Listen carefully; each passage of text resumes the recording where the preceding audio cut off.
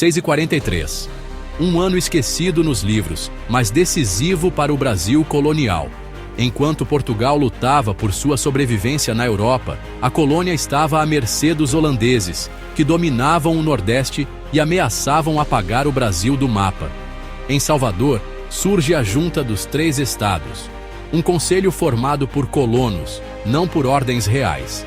Pela primeira vez, comerciantes, proprietários de terras e clero se unem para decidir o futuro da colônia. A ameaça era real. Se nada fosse feito, o Brasil deixaria de ser português. O governador-geral, Antônio Teles da Silva, sabia que Lisboa não ajudaria. Era hora de agir por conta própria. A junta foi mais que um comitê, foi um grito de independência, um pacto de sobrevivência. Diferentes segmentos da sociedade sentaram juntos, traçando estratégias para resistir. Essa união inédita lançou as bases para a expulsão dos holandeses. O Brasil, ainda colônia, dava seu primeiro passo rumo à autonomia. Não eram uma nação, mas já agiam como uma.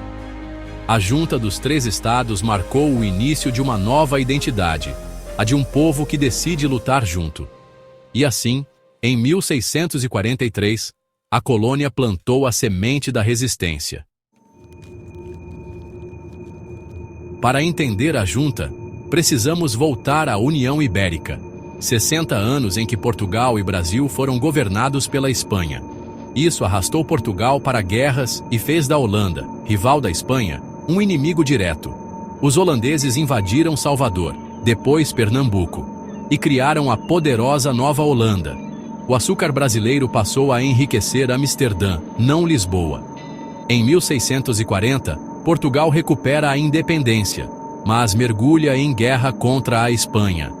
O novo rei, Dom João IV, precisa de todos os recursos na Europa e deixa o Brasil em segundo plano. Para piorar, Portugal assina uma trégua com a Holanda, mas a Companhia Holandesa das Índias Ocidentais ignora o acordo e continua atacando. Os colonos se sentem traídos e abandonados. O rei pede paz, mas a guerra continua nas plantações. Fica claro, se o Brasil quiser sobreviver, terá que se defender sozinho. A junta nasce desse abandono, como resposta à ameaça holandesa.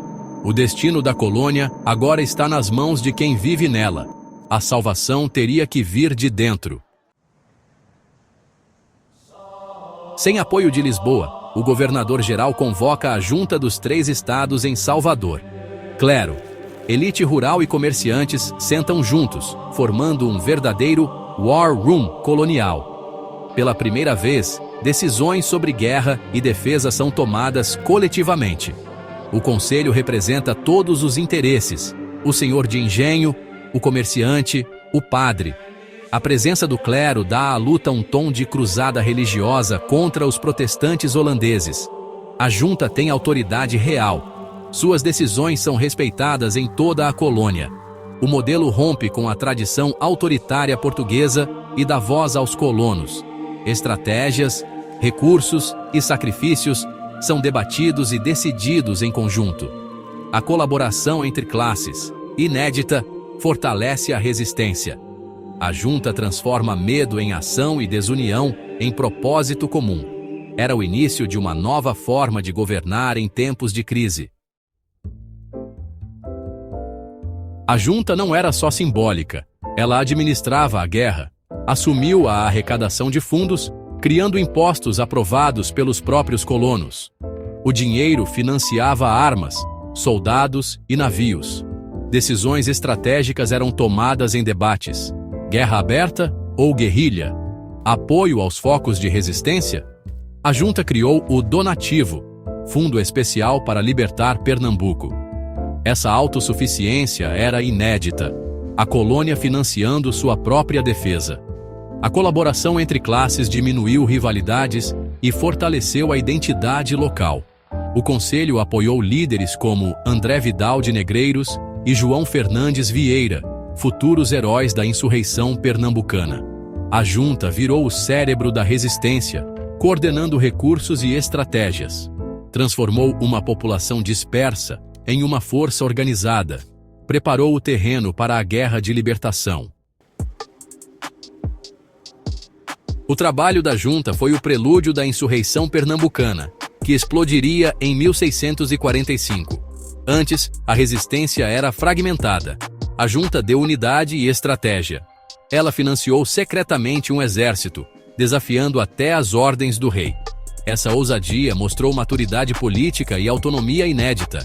A junta identificou e apoiou líderes de diferentes origens, brancos, negros e indígenas. Essa aliança multiétnica foi decisiva para a vitória. Quando a insurreição começou, já havia tropas treinadas, líderes preparados e recursos garantidos. A resistência deixou de ser sonho e virou plano concreto. As vitórias nos Guararapes foram fruto direto das sementes plantadas pela junta. A rebelião foi planejada, financiada e legitimada em Salvador. O maior legado da junta foi o experimento de autogoverno. Pela primeira vez, colonos decidiram seu próprio destino, rompendo com o pacto colonial. A experiência mostrou que as elites locais podiam se organizar e agir coletivamente. Esse gostinho de autonomia inspirou futuras rebeliões e a luta pela independência. A guerra não foi vencida só por portugueses, mas por uma aliança de brancos, negros e indígenas. A junta criou o mito fundador de uma luta brasileira compartilhada. Apesar das desigualdades, a colaboração foi um exemplo de unidade. A história da junta é pouco lembrada, mas revela o nascimento de uma identidade brasileira ativa e resiliente. Foi o momento em que os brasileiros decidiram salvar a si mesmos. A história da Junta dos Três Estados é mais que um capítulo esquecido. Mostra que a história é feita por pessoas comuns que se unem diante de desafios. A decisão de assumir a própria defesa foi revolucionária para a época. Hoje, enfrentamos desafios enormes, mas a lição de 1643 permanece. A junta ensina o poder da participação, do diálogo e da união. Conhecer essa história resgata nossa capacidade de agir e cooperar. O episódio revela um Brasil proativo, determinado e engenhoso. Celebrar a junta é celebrar a coragem e a autodeterminação.